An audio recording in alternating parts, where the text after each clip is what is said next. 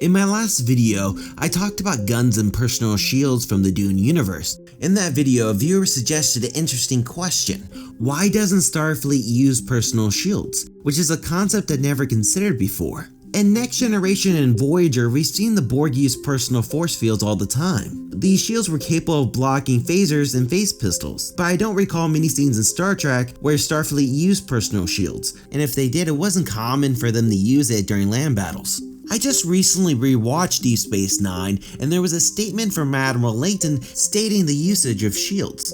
We've been preparing for something like this for a long time. We have stockpiles of phaser rifles, personal force fields, photon grenades, enough to equip the entire army. I can start getting men on the streets immediately. Sadly, we didn't get to see those shields in the field. But if you ever watched the Star Trek animation series, we got to see some kind of shield device that was used on away missions called the life support belt. We saw the usage of this device in the mid-23rd century. It was a quite handy device. The device was a metallic belt worn around the waist. Once activated, it generated a personal force field which keeps the pressure, atmosphere, and the heat at a living condition within the field, allowing the wearer to travel in space and in water.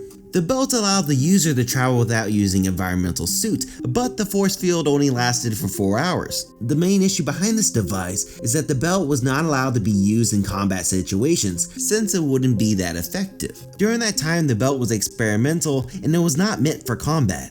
If someone actually fired a phaser at the shields, it would be able to take the blast, but the device was not meant to take that kind of damage. For that reason, it won't be replacing the usage of armor anytime soon. In the 24th century, we saw that Starfleet officers had the basic knowledge on how to construct a personal shield. Worf was actually able to build a personal shield in the episode called A Fistful of Datas. In this episode, we saw a holodeck game gone wrong. This forced Worf to construct a shield to protect himself. This shield used the communicator's energy cell as a source of power to generate the field that only lasted for 15 seconds. A shield that only lasted for 15 seconds probably doesn't seem practical, but was useful for the situation. This gives us an insight of how powerful shields are in the 24th century. They're probably able to take more damage and last longer. After doing some research, I realized in the show Next Generation we actually witnessed another form of shields, but it wasn't used by another military force, instead it was used by a civilian. In the episode The Most Toys, Data got kidnapped by a merchant due to his value. This merchant used a personal force field that impeded the positron flows and kept potential attackers away, such as Data.